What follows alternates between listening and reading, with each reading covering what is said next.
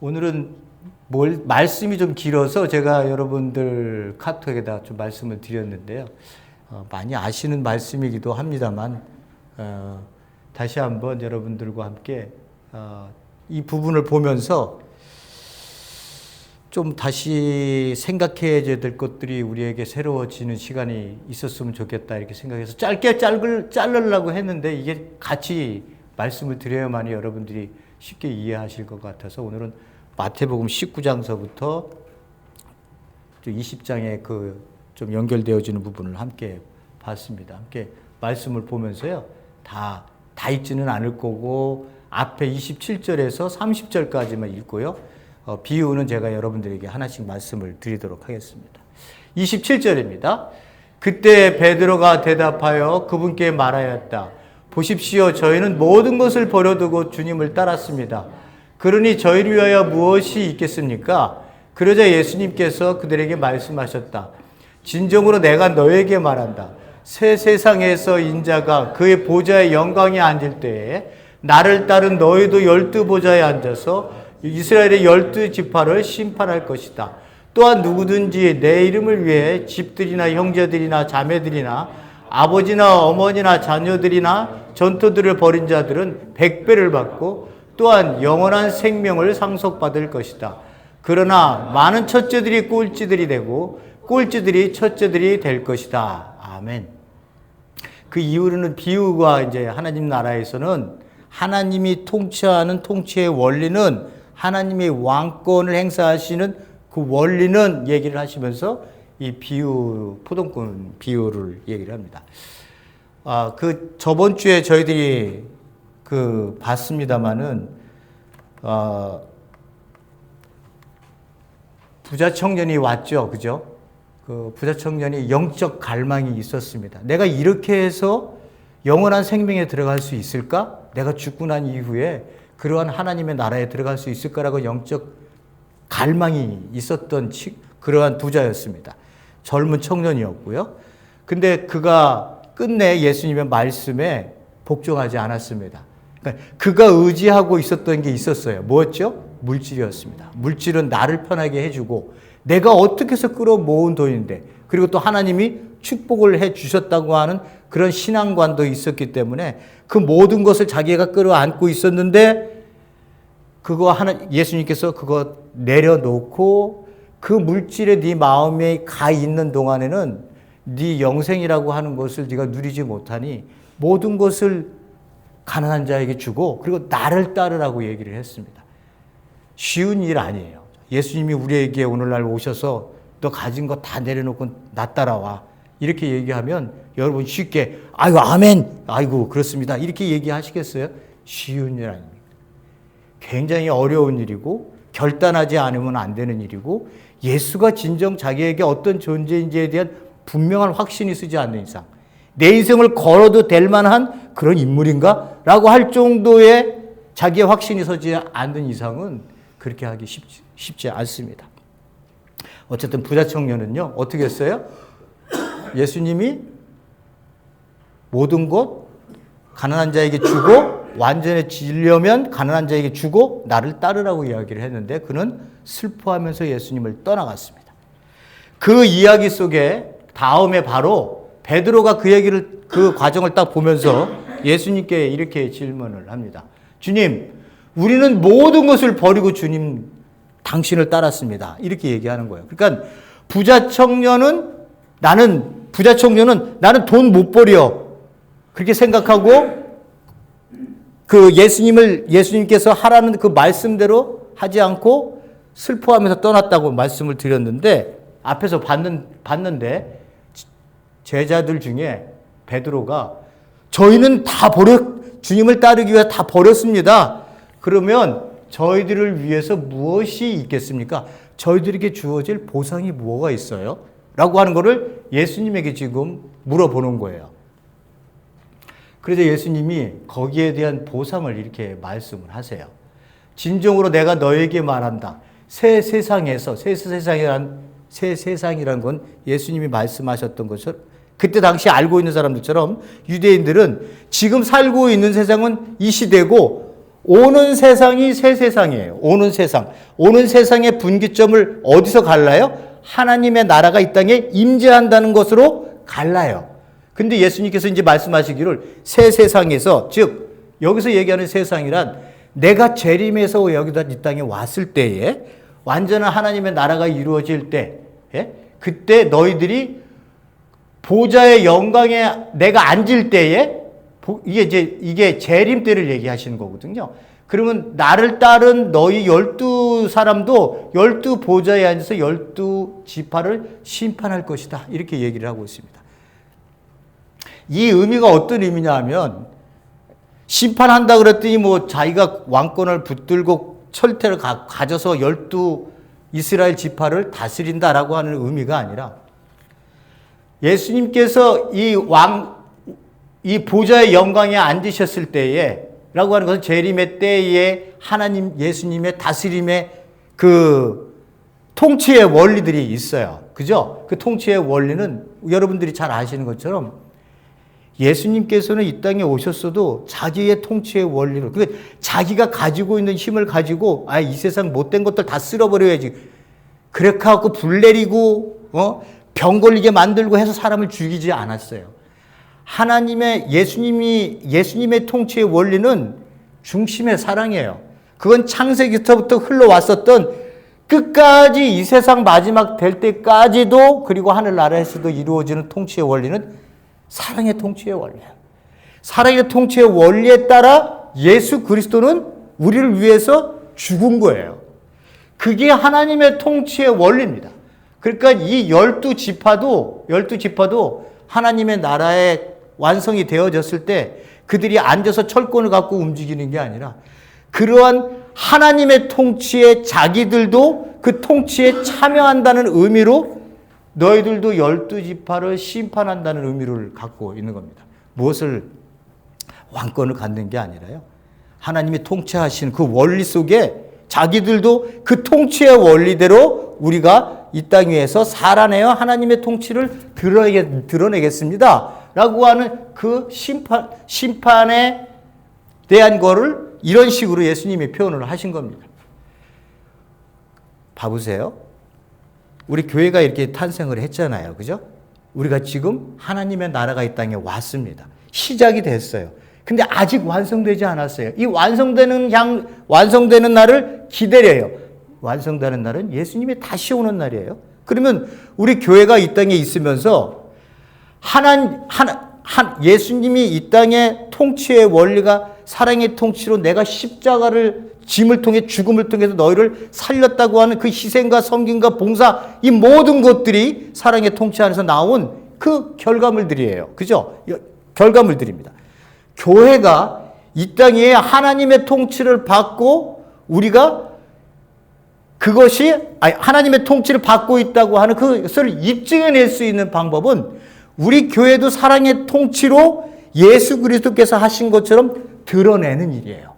그러니까 우리가 교회 안에서 어떻게 해요? 사랑해라. 사랑의 힘에 용서하고 봉사하고 희생하고 이런 모든 것들을 너희들이 드러내셔야 된다. 이게 예수님이 너희들에게 이 땅에 하나님의 나라가 이 땅에 오게 한 통치의 원리이니, 너희들도 교회라면 하나님을 따르고 예수 그리스도를 따르는 존재들이라면 이 통치, 그 심판의 통치, 이 심판이 그러니까 우리의 통치를 통해서 드러나는데 그 통치가 사랑의 통치라는 거예요. 그러니까 여러분들이 교회가 어떤 하나님의 통치를 받고 있다. 그러면 뭐가 드러나야 된다고요? 커다란 사랑의 통치, 온유함, 품어줌, 용서함, 이런 것들이 드러나져야 되는 것이 우리가 하나님의 통치를 받고 있고 그 통치를 나도 지금 이 세상에 하고 있다라고 하는 것으로 이야기하고 있는 겁니다. 그러니까 우리가 세상에 나가서 선포하잖아요. 복음을 선포하잖아요. 예수 그리스도를 믿으세요. 당신의 생명이 허무함에 쓸려가지 않도록 하기 위해서 삶의 인생이 무가치함을 당신이 느끼기 전에 얼른 돌아와서 하나님이 나에게 준 생명을 진정으로 삶을 무엇인지를 알게, 그런 삶의 자리로 돌아오세요. 이렇게 선포를 하는 게 이게 지금 다 통치하고 있는 거예요. 우리가 그 의미를 가지고 12지파를 통치한다고 이제 예수님께서는 새 세상에서 그런 일이 일어날 것이다. 이렇게 얘기를 하고 있습니다. 우리도 지금 그것을 하고 있다. 왜? 하나님 나라가 이 땅에 임했기 때문에. 두 번째 보세요. 이제 이런 보상이 너에게 주어질 거라고 들었어요. 얘기를 했어요. 제자들이 어떻게 했어요? 엄청난 것이 우리에게 기다리고 있구나 이렇게 생각했을 거예요. 아직 하나님의 나라가 12 제자들에게는 어떤 의미인지를, 하나님 나라가 이 땅에 왔다는 게 어떤 의미인지를 그들은 절실하게 느끼기 전이니까 지금. 또한 누구든지 내 이름을 위하여 집들이나 형제들이나 자매들이나 아버지, 어머니, 자녀들이 전토들을 벌인 자들은 100배를 받고 또한 영생을 상속받을 것이다. 이렇게 얘기를 하고 있습니다. 여기서는 현 시대에 대한 이야기를 하기도 합니다만 잘 생각해야 될 게 뭐냐면요. 우리가 당신을 따르면, 우리 그리스도인데 당신을 따르면 집들이 100배가 되고 형제들이 100배 되고 자매들이 100배가 되고 어머니 아버지가 100배 되고 전토나 그 물질이 100배가 되고 이러한 일이 너희들에게 있을 것이다 라고 생각하고 이거를 그렇게 해석해서 여러분들에게 열심히 하나님께 헌금하세요. 버리세요. 봉사 열심히 하세요. 교회 나와서 모두 교회 집에 있는 시간보다 교회에 있는 시간을 더 많이 드리세요. 이렇게 하면은 100배 주고 1000배 주고 10,000배 주고 한다는 이야기예요. 어머니가 100사람 여러분 필요해요? 한 분 모시기도 힘든 세상에, 예? 어머니, 아버지, 예? 형제들, 자매들 100배. 이게 지금 형제들이나 자매들이요. 참 우리가 비참합니다만은, 예? 얼마나 많이 갈라져 있어요. 갈라져 있어요. 아픔들이 많아요. 형제들, 자매들 안에서도. 자식들 간에도 우리 애들만 봐도 벌써 성격들이 다르니까 자기 주장들이 세면 이거를 용납할 수 있는 마음이 좀 생겨서 좀 받아들여야 되는데 그런 마음들이 부족하면 어떻게 해요? 좋은 말들을 안 해요. 좋은 말들을 안 해요. 예? 근데 이런 상황 속에서 이렇게 많은 형제들이나 자매들이나 어머니 아버지나 전토, 강조하는 거 이런 것들이죠. 사람 목회자들이 또 이런 거 전토 물질 준대잖아, 땅 준대잖아 이렇게 얘기하면서 그 성도들을 막 몰아붙이는 경우가 많은데 그 100배 받는 그러면 우리 그리스도인들 100배 받은 사람 많을 거 아니에요. 상식적으로 생각해서 이게. 그러니까 성도님들도 이거 딱 얘기가 목사가 그런 얘기하면 저분이 잘못 전하고 있구나 이렇게 생각을 해야 되는 거예요. 그거 따라가지 말고 아멘 하지 말고 100배 주시옵소서 이러시면 안 돼요. 이러시면 안 돼. 이거 영적으로 다 이게 하나님의 나라가 확장되어서 이 땅에 시작된 하나님의 나라가 오면 너희들 가운데 교회의 공동체라고 하는 가족이 생길 거야. 이 가족이 어머니가 나를 낳지 않았지만 그들이 영적으로 맺은 어머니 아버지들이 내 앞에 허다하게 이렇게 많고 형제자매들이 허다하게 많을 거야. 이것들 전부 누려. 이것들 전부 다 누리는 그 하나님의 복된 가족들을 너 앞에 주신 거야. 이런 영적인 의미로 이걸 받아들여야 되는 거예요. 예? 영적인 것들이에요. 이게 현실적인 게 아니잖아요. 그죠? 그러면 영적인 것들을 받아들여야죠. 하나님 나라의 가족이라고 하는 새로운 가치관을 형성한 그 공동체 모임에 우리의 의식이 달라져야 되는 거구나. 하나님 안에서는 육적인 것도 중요한 어머니 아버지지만 영적으로 맺어진 나의 가족들이 있구나. 예수 그리스도의 이름으로 맺어진 가족들이 있구나. 이렇게 생각을 하는 거예요.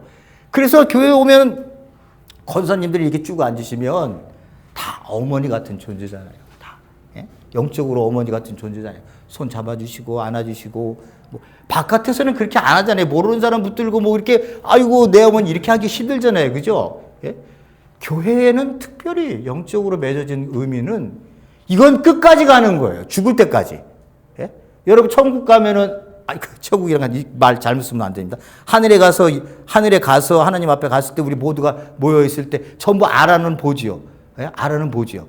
그 안에서는 전부 형제 자매 하나로 끝까지 가서 이어지는 거 아니에요. 그죠? 예? 그 영적으로 끊어지는 게 아니거든요.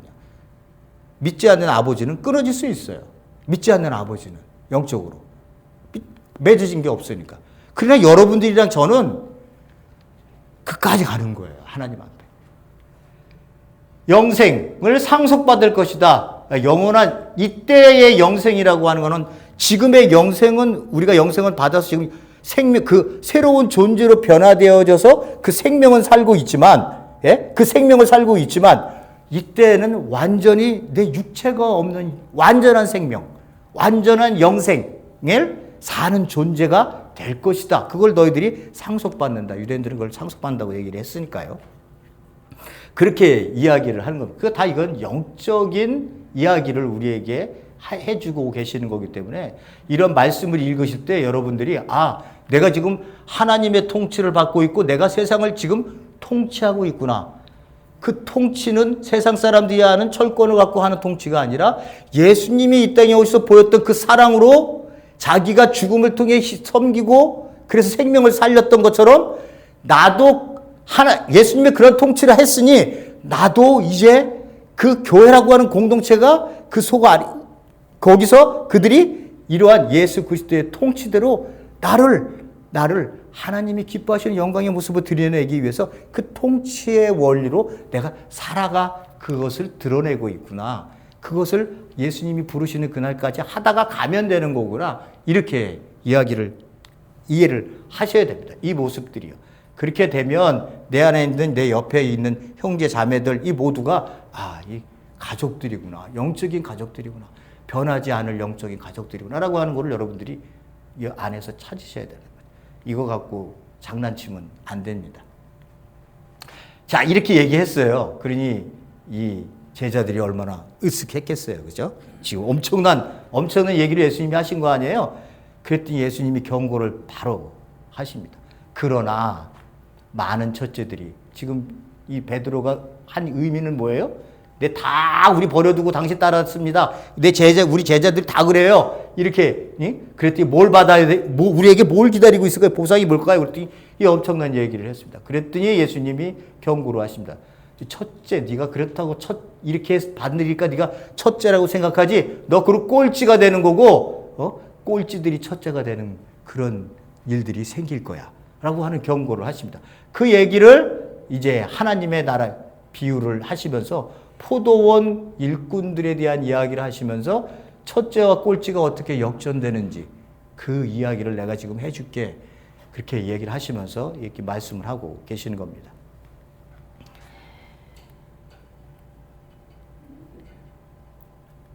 자, 그래서 제가 설교 제목도 안 드리고 말씀을 지금 앞에서 그냥 끌었는데 그래서 제가 설교 제목을 천박하게 된 은혜. 은혜가 지금 예수님이 우리를 위해 쏟은 은혜를 우리가 이거는 인간으로서는 받아들일 수 없는 은혜예요. 인간으로서는 받아들일 수 없는 은혜입니다. 하나님이 나를 위해서 죽었다고 하는, 그래서 나를 살리셨다고 하는 그 은혜는 내가 뭘 잘나서 내가 뭘 많이 배워서 가져서 이런 것들이 조건이 아무것도 없는 상태에서 나에게 주어진 그 구원이기 때문에 이 은혜는 이루 말할 수 없는, 우리가 평생을 마지막 신앙생활로 살아갈 때 끝까지 갈 수밖에 없는 그러한 내 가슴속에 담아있는 지울 수 없는 엄청난 큰 은혜입니다. 근데 이 은혜를 죄송하게도 교회가 다 망가뜨려 놨어요. 너무 천박하게 만들어놨어요. 너무 천박하게 만들어놨어요. 그걸 이제 보도록 하겠습니다. 자, 여기까지 제가 설명을 드렸죠. 하늘나라는 하나님의 통치하심은 하나님이 이 땅 위에서 예수 그리스도를 통치권을 주시고 예수님이 이제 이 땅에 통치를 하시는데 그 통치의 원리를 내가 지금 이야기를 해주겠다는 거예요. 그 초점의 본 부분은 첫째들과 꼴찌들과 첫째들이에요. 그래서 이 문장이 19절에서 맨 베드로에게 얘기했었던 너 첫째들이 꼴찌가 되고 꼴찌들이 첫째가 된다. 그리고 이 비유의 맨 마지막 16절이 꼴찌들이 첫째 되고 첫째들이 꼴찌 된다. 라고 하는 거 똑같은 이런 프레임으로 이렇게 잡아놨습니다. 이걸 인크루지오 구조라고 말씀을 드렸죠. 그러면 요 안에 있는 이 이야기가 핵심인 거예요. 이 주제는 이거고요. 요 안에 이야기를 핵심으로 들으면 이 꼴찌들과 첫째들이 꼴찌되고 꼴찌가 첫째되는 원리를 알게 될 거라는 거예요. 그래서 여기다가 한가운데 딱 이렇게 포도원 일꾼의 비유를 넣어놨습니다. 그러니까 포도원 일꾼에 대한 비유를 잘 우리가 해석을 해야 된다고 하는 것을 이야기합니다. 자, 비유를 말씀하십니다. 하나님의 나라는 자기 포도원에 일한 일꾼을 구현하고 아침 일찍 어떤 나선 집주인과 같다. 여기 일찍 나가서 사람을 데려왔는데 그 사람에게 하루에 한 데나리온씩을 합의하고 자기 포도원으로 들여보냈습니다. 그러니까 지금 첫 번째 아침 일찍 온 사람에게 한 데나리온은 그때 유대인들에게는 하루 일당이라고 얘기를 했으니까요. 그 다음에 또 주인은 9시쯤에 또 나갔어요. 그 장터에 나갔더니 할 일이 없어 서 있는 다른 사람들을 보고 그가 또 이야기합니다. 포도원에 너희들 들어가시오. 내가 당신들에게 정당한 대가를 주겠습니다. 라고 그리고 그들을 데리고 그들이 포도원 밭에 또 들어갔습니다. 일하러 들어갔습니다. 주인이 또 다시 12시, 3시쯤 나가서 그와 동일한 일을 했습니다. 한 번, 두 번, 세 번, 네 번 이렇게 했어요. 그러니까 유대인은 아침 6시를 이제 신학자들이 얘기하는 게 그렇게 얘기해요. 아침 6시에서 오후 6시를 이제 하루를 잡는다고 얘기를 하니까 아침 일찍 나가서 지금 이걸 6시로 잡는다 치면 3시간 후에 9시에 한 번쯤 나가 또 데리고 들어오고 그 다음 3시 지나서 12시에 가서 또 데리고 오고 또 3시 지나서 시간 지나서 또 3시쯤에 가서 또 동일하게 일꾼들을 데리고 왔습니다. 그리고 난 다음에 맨 마지막 이제 6시면 끝나는데 5시에 그러니까 1시간 남겨놓고 나가서 봤더니 아직도 사람들이 이렇게 있어요. 그러니까 이 주인이 묻습니다. 왜 당신들은 온종일 할 일 없이 여기서 서 있었어? 그들에게 말하였습니다. 아무도 우리를 고용하지 않았기 때문입니다. 그가 그들에게 말하였다. 당신들도 포도원에 들어가시오. 그러니까 1시간 남기고 들여보낸 거예요. 유대인 그때 당시에 지금도 케이스 베일리라고 하는 그 신학자, 거기서 엄청 일생을 바쳤던 그 신학자가 얘기하는 그 책에도 방금 보면 이렇게 얘기한다. 여기도 동쪽 다머스커스인가 어디에 가면은 지금도 일자리가 없어서 사람들이 그쪽으로 다 모인대요. 그러면 주인이 이제 차를 타고 이렇게 온답니다.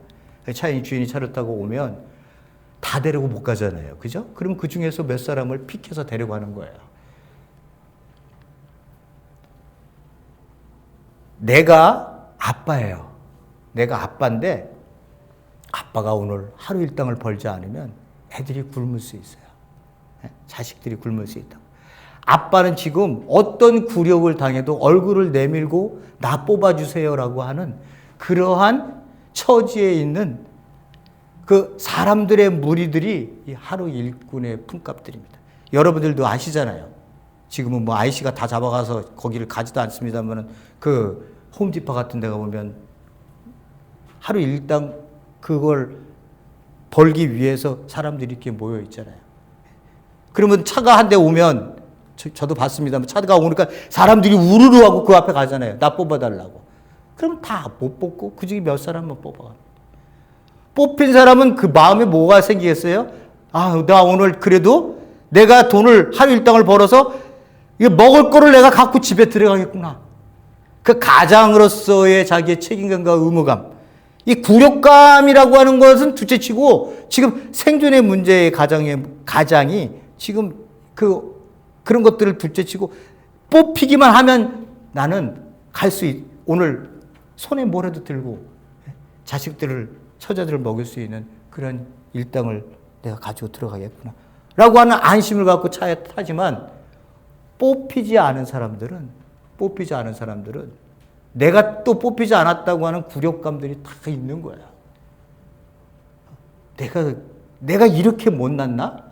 라고 하는 그런 생각 들고, 그 자존심이고 뭐가 없잖아요. 나 좀 뽑아주세요.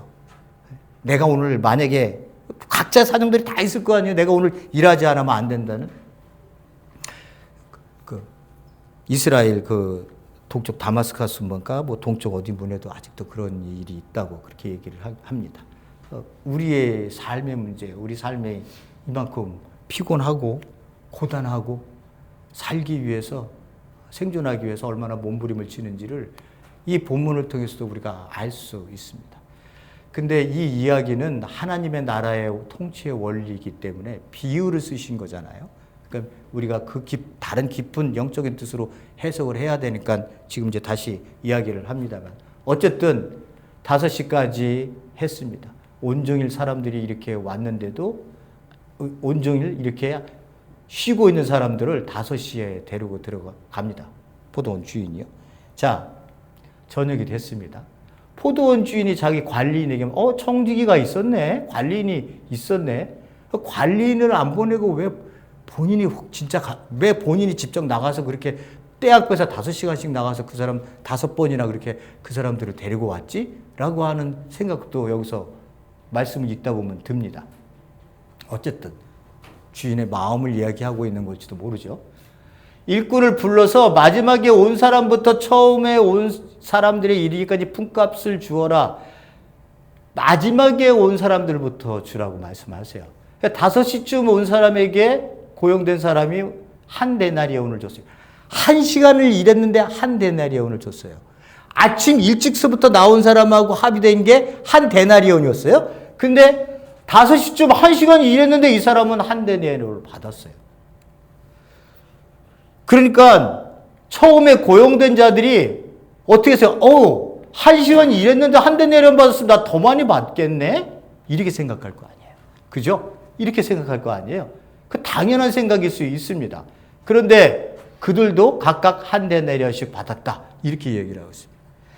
지금 아마 이렇게 세상 원리로 이렇게 얘기를 하면, 세상적으로 이렇게 사람들이 이렇게 아침부터 일찍 해서 5시까지 사람들을 각각을 이렇게 일을 시켜놓고 똑같이 한 데나리온씩 주면 그 난리 나죠. 지금의 세상 방식으로는요. 세상 방식은 그래요. 많이 일했으면 많이 줘야 되는 것이고 적게 일했으면 적게 주는 거예요. 그 세상 방식이 잘못된 거는 아니에요. 그죠? 그렇지만 하나님의 통치의 원리는 세상의 통치의 원리와는 다르다고 하는 것을 보여주려고 하는 거예요. 그리고 이것은 일에 대한 문제에 대한 것을 이야기하려고 하는 게 아니라 또 다른 하나님의 예수님의 은유의 비유가 안에 따로 있어요. 따로 있어요. 그래서 이제 예수님이 하나님의 나라의 통치는 세상의 나라의 통치의 원리와는 다르다라고 하는 것을 이제 얘기해 주시려고 얘기하는 겁니다.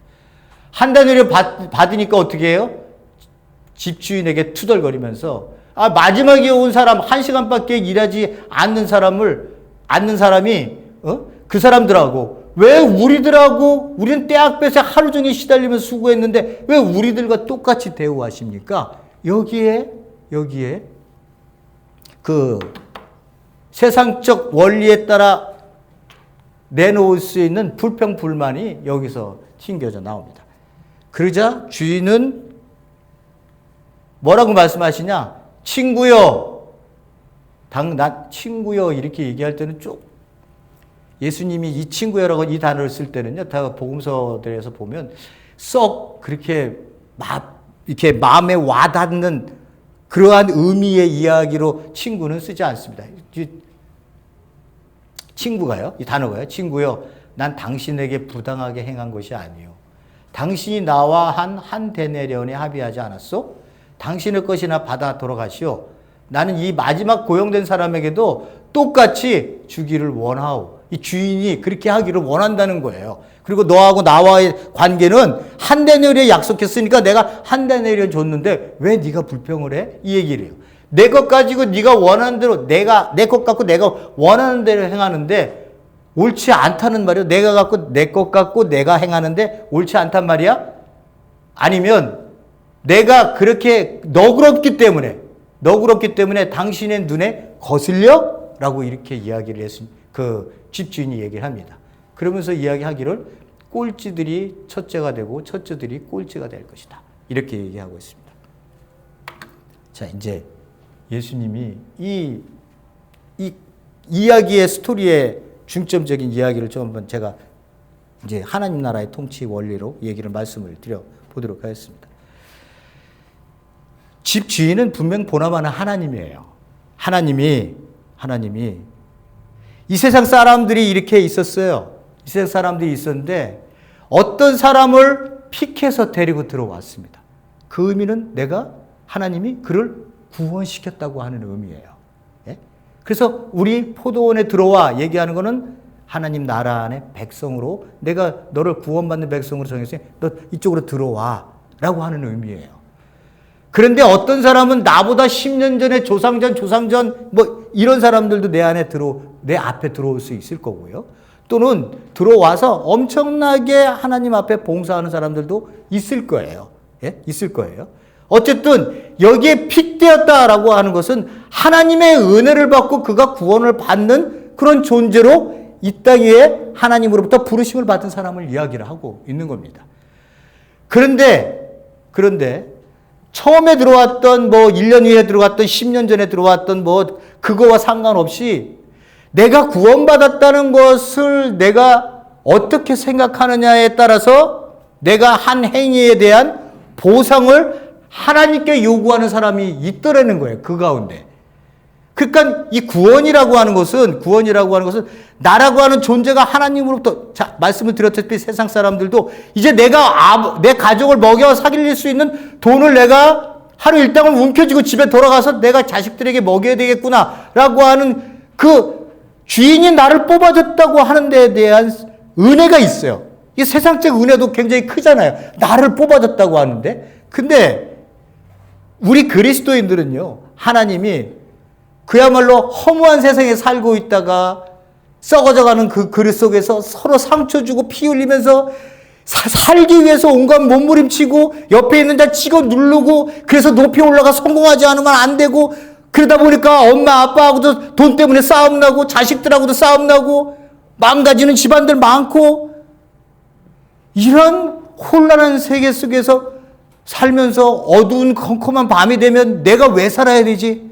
내가 이 땅을 왜 살아야 되지? 그래서 죽는 거 아니에요. 자살하는 거 아니에요. 이렇게 살라고 내가 이 땅에 태어났나? 라고 하는 그런 삶의 완전 절망을 느끼는 거 아니에요. 예? 수많은 사람들이. 그러나 목고봉이 포도청이라고 해가 뜨면 또 일어나야 돼요. 예? 해가 뜨면 일어나야 돼요. 먹고 살기 위해서. 눈 비비면서. 머리 아픈 술 먹고 잊어보려고 했지만 아무리 먹어도 그 다음날 아침에 일어나면 변한 거 하나도 없어요. 다 똑같아요. 그런 삶의 연속 속에서 내가 삶의 의미를 느끼는 게 아니라 어떻게 하면 좀 더 모아 돈을 집어내야 편안하게 살 수 있지? 그러기 위해서는 남을 볼 수 있는 상황이 안 되는 거예요. 예? 그러한 삶 속에서 삶이 무엇인지를 허덕이면서 헤매고 그 시궁창에 살고 있는 자를 하나님이 삶이 무엇인지를 보기 위해서 어느 날 갑자기 나를 부르셔서 하나님 안에 들어왔어요. 들어오니까 내가 왜 살아야 되는지를 알고 나를 하나님이 구원하셨다는 그 구원이 얼마나 감사하고 기쁜지 몰라요. 그래서 여러분들도 울고 모두가 우는 거예요. 하나님 너무 감사합니다. 이 은혜 어떻게 갚았습니까? 예? 내가 이 은혜를 어떻게 갚을 수 있어요? 하나님이 원하시는 대로 저를 써주세요. 제가 아무것도 모르지만 하나님이 원하시는 대로 쓰임을 받기 원한다. 그러니까 사람들이 내어놓고 목숨 걸고 아마존도 가고 아마존 그 부족 그런 데도 가고 막 목숨을 걸고 가는 거예요. 그게 은혜 없이 갈 수 있어요? 여러분, 은혜 없이 갈 수 있냐고요. 여러분들이 세상 사람들하고 만나면서 예수 그리스도를 믿으세요. 그럴 때 예수 그리스도를 믿으세요. 그러면서 그 단어를 내뱉는 순간 이게 익숙치 않아. 내 마음에 와닿지도 않아. 그런데 그렇게 할 수 있어요? 내 옆에 사람에게 가서 하나님이 나에게 얼마나 오늘 하루도 은혜를 주셨는지 몰라 그래. 이 은혜를 얘기할 때 내 입에서는 나오지만 이 은혜가 나한테는 와닿지 않아 별로. 근데 내가 교회 다니니까 장로고 집사고 목사니까 내 이 얘기를 해야 될 것 같아. 은혜라는 얘기를. 그러니까 오늘 하루도 은혜 받으셨습니까? 나는 마음에 와닿지도 않아. 근데 그런 얘기를 너무 쉽게 내뱉는다.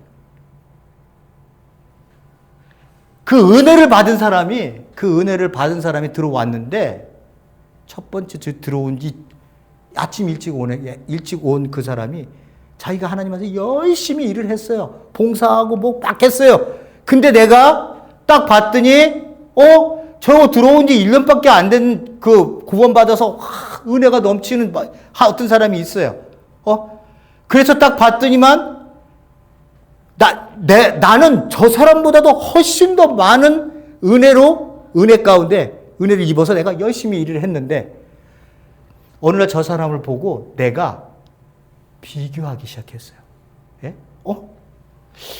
세상 이제 얘기를 하면 그런 거예요. 들어온 지 얼마 안 되고 하나님 믿지 않는데도 집안이 저렇게 잘 되고 어떻게 저렇게 자식들이 잘 되지? 돈도 많고 차도 좋고 집도 좋네. 나를 돌아보는 거예요. 나는 아침서부터 교회 나와갖고 아침 새벽 예배서부터 밤 철야 예배 할 때까지 새벽 기도부터 철야 예배까지 그까지 이렇게 기도드리고 교회 봉사하고 다 그랬는데 나는 이게 뭐야? 예?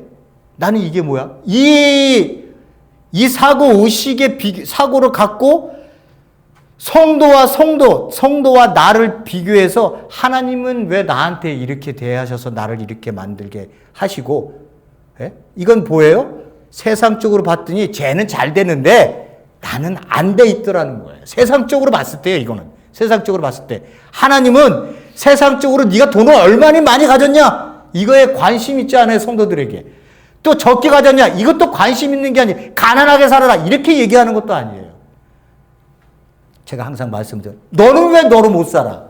그러면 너가 너로 살면 너 옆에 있는 형제가 어떻게 살든 간에 너하고 비교 대상이 아니잖아. 네가 너로 못 사니까 지금 너가 비교하고 있는 거 아니야? 저 인생이 더 멋져 보이고 삐까뻔쩍해 보이니까. 그 얘기를 하시는 거예요, 지금. 이 첫 번째 고행 환자가 마지막 온 사람과의 비교를 했더니 내가 그렇게 교회에서 열심히 일했는데 내 자식 좀 번듯한 데 올려줘서 좀 잘 돼야 되는데, 성공을 시켜야 되는데, 예? 은혜를 받아서 은혜로 하나님 앞에 울면서 그렇게 했는데 나중에 신앙생활을 하다 보니까 나에게 남아있는 것들이 세상적인 것들이 별거 없었다는 거예요. 그러니까 이 사람은 실망을 하고 그렇지 못한 자를 신앙생활하고 있는 얼마 안 된 사람을 봤더니 그 사람은 그 교회 신앙생활도 얼마 하지도 않았는데도 뭐가 잘 되는 것 같아. 잘 되는 것 같아. 그러면 목회자는 그렇게 잘 되는 것도 잘못되지 않는 것도 보는 관점은 세상적인 관점에서 나온 거예요. 예? 우리가 이런 것들을 조심해야 돼요. 교회 안에서. 예? 이런 것들을 분간하지 않으면 항상 비교하게 돼 있어요. 너와 나를. 예? 내 형제를 왜 비교를 해요, 우리가? 너가 잘 됐어? 그러면 내가 그냥 세상적으로 많은 걸 얻었어? 그럼 나도 그냥 기뻐해주면 되는 거예요. 내가 그대 상대적으로 나는 없는데 아이씨 내 마음속에 질투, 시기, 미움 이런 것들이 뜨네. 저 인간 보니까 나는 아침서부터 나가갖고 새벽 기도서부터 밤 철야 예배까지 하고 헌금 드린 돈이 얼마나 많은데 내 없는 돈 론을 얻어갖고 나온 돈도 내가 그중에서 빼갖고 내가 당신한테 드렸는데 지금 나는 왜 이렇게 사는 게 이런 모습이고, 저 사람은 온 지도 얼마 안 돼. 왜 이렇게 저렇게 잘 되는 거야? 이런 관점은 다 세상적 관점이에요. 세상적 관점이에요. 그런 거 조심하셔야 돼요. 내가 나로 살면, 너가 너로 사는 모습이 좋아요. 예? 왜 내가 창세기에서 하나 말씀을 드려볼게요. 가인과 아벨이 제사를 드렸어요. 예?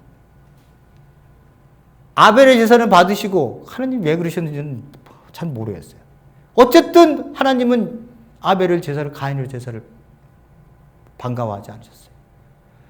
가인이 정상적으로 자기 동생을 사랑했다면 하나님이 내 제사를 안 받아주셨어도 아벨의 제사를 받아줬으면 그걸로 감사해야 돼.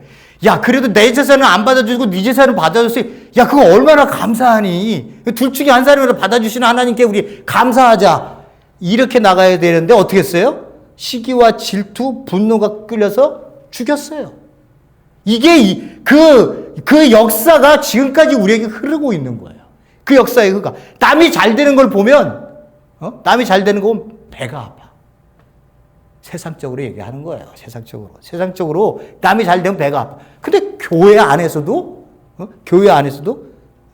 네가 잘 되는 것 같으면 배가 아파. 하나님은 왜 나를 이렇게 하고 쟤는 저렇게 잘 되게 만들어?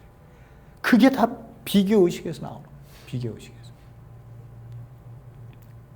옆 교회는 큰 교회들이 막 너 성도들이 넘쳐나. 예? 그래서 오늘이 20명 빠져도 몰라. 30명 빠져도. 예? 근데 그 옆에 교회들, 조그만 교회들은 한 사람만 빠져도 벌써 확 티가 나. 뭘 비교할 필요가 뭐가 있어요? 우리 목사님들이 나한테, 목사님들 교회 주변에 큰 교회들 많죠? 그러더라고요. 큰 교회 많아요. 무슨 교회 내가 이 얘기를 말씀드렸더니. 목사님들 교회도 그렇게 돼야 될 텐데. 그런 얘기 하시지 말고. 그렇게 되지도 않을 건데로 내가 꿈을 꾸고 있지도 않은데 왜 그런 일이 벌어지게. 우리 이렇게 있는 게 너무 좋다고. 전 너무 행복하다고 그랬어요. 너무 좋다고 저는. 더 이상 바랄 거 없다. 예? 바랄 거. 우리 교회가 우리 교회로 만족해야 하면요. 남의 교회 커져서 잘 되고 성도가 많든 어떻게 되든 간에 잘 되면 좋죠. 하나님이 원하는 방향으로 잘 됐으면 좋겠어요. 그것밖에 없어요. 저희들이 바라는 거. 그렇게 되면 잘 되기를 바라죠. 망해야 돼? 이렇게 생각하겠어요? 아니야. 하나님이 그 교회도 잘 되게 하셔서 영적으로 성숙해서 좀 이 세리토스를 움직일 수 있는 그러한 막강한 좀 영적인 능력을 파워를 좀 발휘했으면 좋겠다. 그러한 마음을 갖고, 그거는 누가 하는 거예요? 성도들이 하는 거예요. 성도들이 삶이 얼마나 하나님의 통치를 받고 하나님의 통치로 세상을 다스리고 있느냐에 그 경승패가 달려있는 거예요. 그런데 더 욕심내서 주머니 챙기고 교회가 더 커지려고 그러고 성도들만 끌어모아 옆에 교회가 어떻게 되든 말든 상관없이 자기들만 배불러서 십자가 높인다고 생각하면 그거 잘못 가고 있는 거예요. 그런 교회는 저도 싫어요. 예? 그런 교회도 싫어요. 자기네들 온갖 모든 것들을 내어놓고 이 세리토스 이 지역을 어떻게 하나님 안에서 하나님이 기뻐하시는 그러한 교회의 모습을 우리가 드러낼 수 있지. 우리 성도님들이 바깥에 나가서 누구를 만날 때, 가정에서나 무엇을 할 때 하나님 안에 통치를 받고 그가 세상을 통치할 수 있는 그 주신 사랑의 원리로 삶을 살아야 되는데, 이거를 얘기해서 이 사람들, 교회 다니는 사람은 달라, 이런 얘기가 나와야 되는데 교회 사람들은 더 이기적이야, 이렇게 나와 버리니까 은혜가 안 되는 거예요. 은혜가 안 되는. 사도 바울이 어떻게 살았나 보십시오. 나는 사도들 가운데 가장 작은 사도입니다. 나는 사도라 불릴 만한 자격도 없습니다. 왜? 내가 하나님의 교회를 핍박했기 때문입니다. 그러나 나는 하나님의 은혜로 오늘의 내가 되었습니다. 여기 하나님의 은혜로, 내가 하나님이 부르셔서 내가 하나님의 백성이 되었습니다. 이런 얘기예요. 그 중에서 내가 사도로 부르심을 받게 됐다고, 이런 얘기예요. 근데 그게 뭐예요? 하나님의 은혜로 된 거예요. 하나님의 은혜. 그러니까 교회에서 봉사 많이 하시는 거는 내가 하나님의 은혜로 받았기 때문에 그 하나님의 은혜의 그 고맙고 감사함으로 내 안에서 자원하는 심령으로, 그 다윗이 얘기하는 것처럼 자원하는 심령, 내가 즐거운 심령으로 모든 일을 해 나가지. 내가 이거 했으니까, 내가 이렇게 했으니까 하나님이 짝대기 하나 딱 꺼놓고 또 한 번 했으면 짝대기 딱 해서 바른 적자를 몇십 개는 만들어 주시겠구나. 다 카운트하고 계시구나. 이런 식으로 공로주의, 상급론으로 가면 안 되는 거예요. 상급론으로 가면 안 되는 거예요. 은혜를 받으면요, 은혜 받은 자가 그 은혜의 응답으로 나오는 삶 전체가 여러분들 사실은 보상인 거예요. 얼마나 감사해요. 감사하기 때문에 여러분들이 하나님 앞에 헌금도 드리고 봉사도 하고 어떤 방법으로도 내어놓는 거 아니에요? 이거 카운트하는 데 있어요? 교회가 카운트하면 되겠어요? 교회가? 11조 얼마나 했다고 여기 11조 여기 한 사람 내고 얼마나 했다고 써놓고. 그럼 옆에 조금만 돈 없는 사람 저기 좀 얼마 써놨어. 이 사람 11조 이렇게 많이 냈는데 나는 조금 냈네. 이게 하나님 나라 가면, 이 하나님 나라 가서 하면 몰라, 내가. 하나님 같이 가면 그런 거 관심 없을 테니까. 근데 이 땅에 살고 있는 한 우리가 육적인 육체를 갖고 있는 한은 이거를 이렇게 써놓고 이 구역에서 내는 헌금 내용을 얼마 나왔어. 이 구역은 헌금 얼마 나왔어. 이 구역은 얼마 나왔어. 거기 또 새벽기도 나왔네, 안 나왔네. 이거 다 마크해갖고 이거 딱 보면, 이거 많은 사람이 있는 별표 쳐 있는 사람들, 이 사람들 믿음 좋은 사람들. 그 사람들 나중에 장로 후보 나오면, 많이 나왔지? 도장 찍어주고, 장로 되고. 이런 식으로 비교를 교회 안에서조차도 한다면 세상의 원리와 다른 게 뭐가 있어요? 예? 세상의 달리가 다른 건 뭐가 있냐고. 첫 번째 사람이 열심히 일을 해갖고, 나 돈 더 내놔야죠. 돈 더 주세요. 이거 하는 거랑 뭐가 다르냐고. 그게 은혜 받은 사람이 내놓는 손이에요, 그게. 예? 이 사람이 교회를 핍박했어요? 하나님의 은혜로 부르심을 받아 구원을 받고 사도로 불렸어요. 사도로 부름받았어요. 그랬더니 뭘 했어요? 오늘의 내가 됐대요. 오늘의 내가. 오늘의 내가. 얘가 영어를 못해갖고 영어를 봤더니 I am what I am 이렇게 써놨더라고요. I am who I am은 뭐고 I am what I am은 뭐야. 그래서 얘가 좀 찾아봤어요. 이 존재는 내가 그렇지 않은 존재였는데 어떤 존재가 돼버린 상태를 얘기하더라고요. 그러니까 내가 지금 이렇게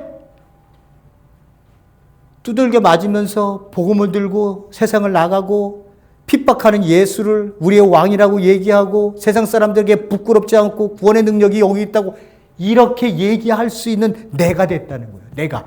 예? 이렇게 내가 됐다는 거예요. 뭐로요? 그 은혜로 그렇게 됐다는 거예요. 내가 은혜로 받았기 때문에 내가 이제 사도로 부름받았으니까 내가 사도기 때문에 하는 게 아니라 은혜로 내가 부르심을 받은 그 은혜로 살기에 내가 지금 그 사역을 하는 그 내가 됐다는 거예요. 내가 됐다.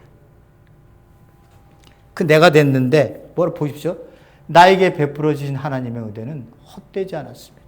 나는 사도들 가운데 어느 누구보다도 더 열심히 했대요. 열심히 일하였습니다. 그러나 이렇게 한 것은 내가 아니라 이 나는 누구예요? 거짓자가. 탕자에서 둘째 아들. 내가 아버지한테 얼마나 되고 봉사하고 했는데 자식의 동생이 돌아왔으면 동생 왔구나 그러고 끌어안고 야, 너 왜 못하라 고생해 그게 바깥에 나갔어. 우리가 이렇게 기다리고 너를 얼마나 애타게 찾았는데 들어와 아버지가 얼마나 기뻐하겠니? 야, 아버지가 분명히 상 차려줄 거야. 우리 밥값줄이 누리자 이렇게 해야 되는데 둘째 아들이 결과는 안 나왔어. 얘기를 안 했지만 안 들어와. 저는 꼴 보기 싫다고. 저는 거 주셨어야 되는데 맞다고. 예? 그게 교회가 되면 되겠냐고요. 이렇게 교회가 되면. 그러니까 교회에서 봉사 많이 한다는 사람, 교회에서 헌금 많이 낸다는 사람, 예? 믿음 좋다고 하는 사람들, 첫 번째 주의 대상. 그 사람은 누구예요? 나로 사는 사람이에요. 그런 사람들이 자기의 행위를 내세워서 나는 이런 사람인데, 이거 나로, 거짓 자아가 아직도 내가 그 단단한 게 아직도 하나님 앞에 부르심을 받으면 그 거짓 자아가 제가 말씀드린 속 사람이 날로 이렇게 번성해 커지고 겉사람은 점점 얇아져 후퇴해져야 되는데 없어져야 되는데 예? 그렇게 안 하고 내가 한 행위 나를 내세우는 사람들 이게 나예요.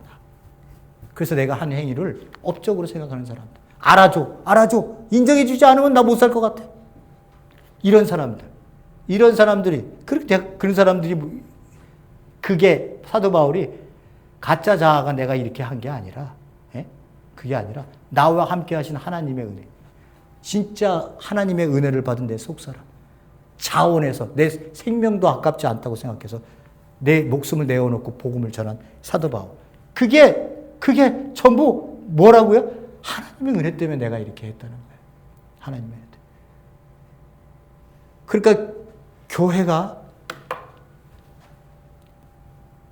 이거 교회 엄청 많이 했었잖아요. 제가 이 말씀을 드린 적이 있나요? 신부하고 제가 어느 그 세미나에 갔는데 말씀드렸어요? 요거 얘기만 하고 끝낼게요. 제가 아는 신부님이 있었어요. 서울에 있다가 그 신부를 그만뒀어. 그리고 신부는 원래 아내를 안 갖잖아요. 그죠? 근데 이분은 아내가 있으시더라고요. 그래서 그만뒀는지 이유는 제가 안 물어봤어요. 어쨌든 그만두시고 저희 교단에 들어와서 저를 또 이뻐해 주셔갖고 저랑 많이 만나서 이야기를 나누고 했었어요.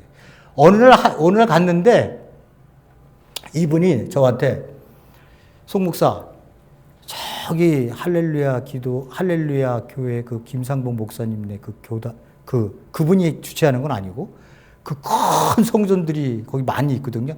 이제 성전이라고 그 사람들이 얘기하니까 이제 교회가 건물이 있는데 거기서 무슨 행사가 있대요. 저보고 같이 가자 하더라고요. 그래서 무슨 뭘 하러 갔나 이렇게 갔어요. 갔는데 제가 깜짝 놀란 게 이게 버스가 들어오기 시작하는데 버스 앞에 대구, 부산, 광주 아니 그런 데서 그냥 한 차씩 이렇게 들어오는 거예요. 그 큰 성전이 그냥 가득 메운 거예요. 그래서 야 이게 뭔 일이 이렇게 벌어질래나? 생각하고 저도 관심을 갖고 이제 옆에 앉아갖고 이제 했죠. 근데 이제 목사님이 이렇게 뭐라고 말씀하시더니 그 다음부터 누가 나오냐 그러면 거기에 구역장 같은 사람들이에요. 그런 사람들이 쫙 한 사람 나오는데 처음서부터 끝까지 나오는 사람들이 얘기하는 한마디예요. 내가 구역장을 받고 얼마나 열심히 밤낮 가리지 않고 수많은 성도들을 돌보고 그래서 구역이 커지고 이 구역도 커지고 그렇게 커져갖고 그 하나님이 기뻐하시를 내가 얼마나 많이 했는지 모릅니다. 거기까지는 딱 좋았어요. 그래서 저 사람 참 진짜 얼마나 열심히 했는지 내가 알겠구나. 눈물을 흘리면서 막 얘기를 하니까 그래서 내가 저런 사람도 우리 교회에 하나 와야 되는데 이렇게 속으로 생각하면서 그랬더니 맨 마지막 딱 한 말이 있어요. 그러더니 딱 마지막 한 말에서 그래서 하나님이 나에게 내가 하늘나라에 가면 천국에 가면은 10골을 차지할 수 있는 권력을 주실 것이다. 엄청난 집이 나를 기다리고 계실 것이다. 하루에 10명에서 15명이 간증을 하는데 다 그쪽이에요.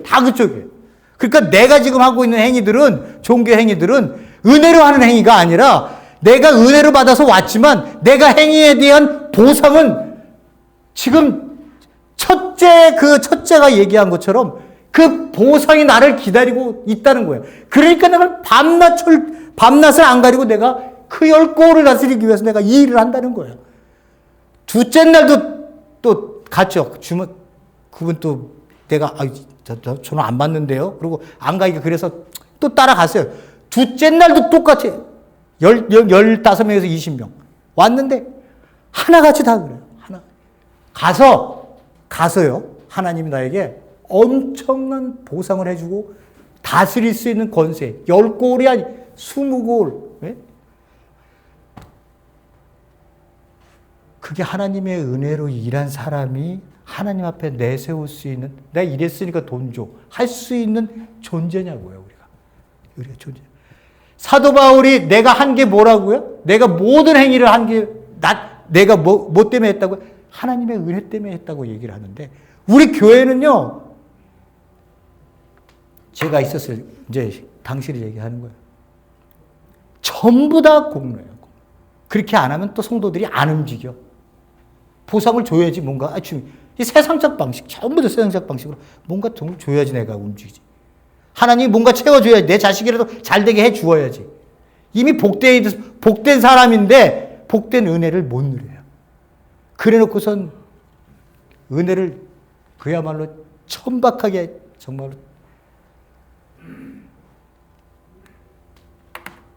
그래서 내가 그 목사님 신부였던 목사님한테 그랬습니다. 다시는 나한테 이런 데 가지 말라고요. 말하지 말라고. 내가 제일 싫어하는데 제일 싫어하는 짓을 내가 이틀 동안 봤다는 거 아니에요?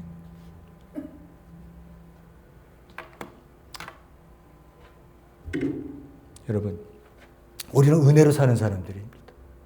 은혜 때문에 이 자리에 있는 거고요. 은혜 때문에 하루하루가 감사한 사람들이고, 은혜 때문에 너가 옆에 있는 게 즐거워. 너 때문에 내가 얼마나 행복한지 몰라.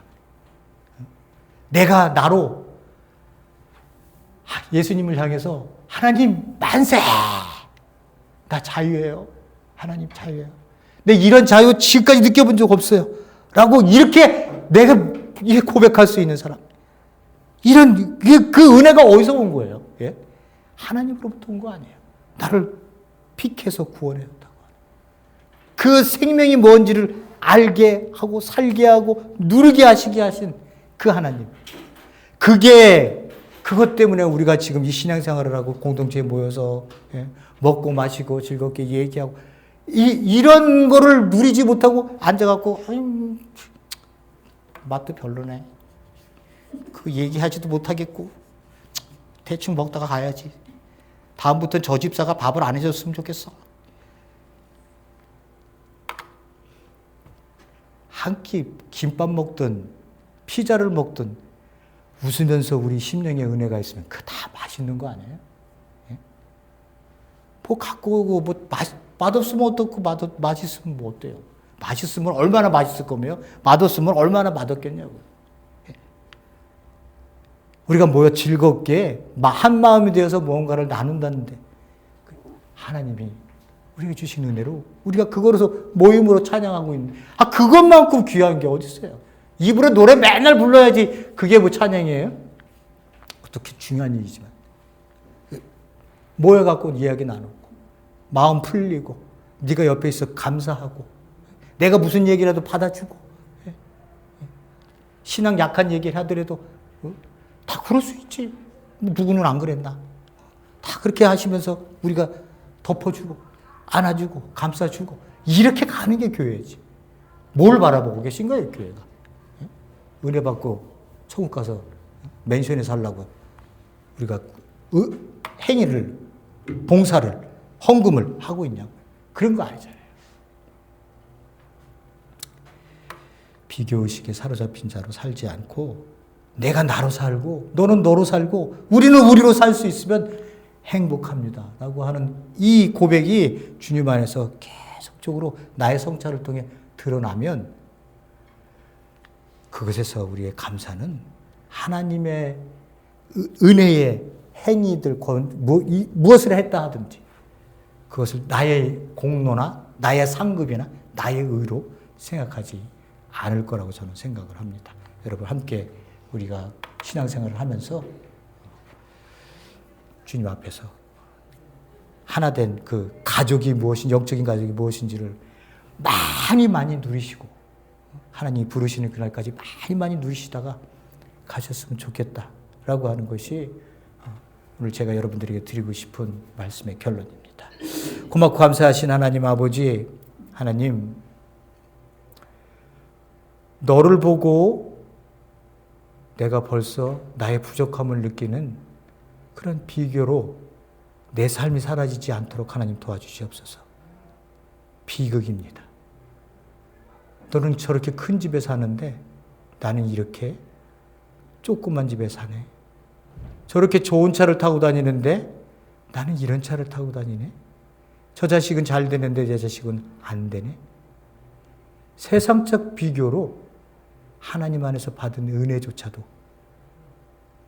잊어버리는 그러한 존재로 비극한 그런 존재로 살지 않도록 도와주시옵소서.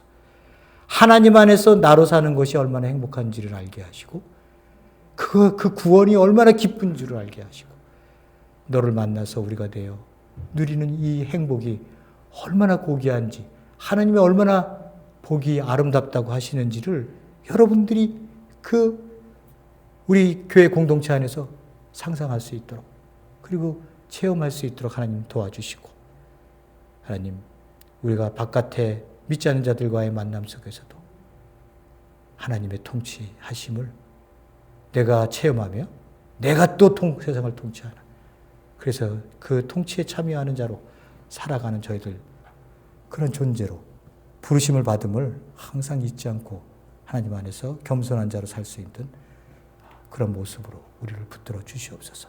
예수님 이름으로 기도드렸습니다. 아멘.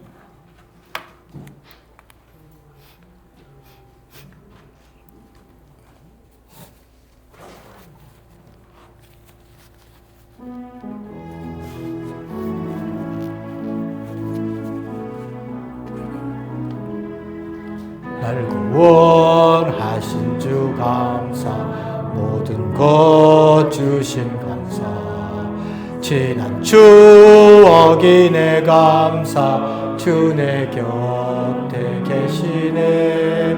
향기로운 봄철의 감사, 외로운 가을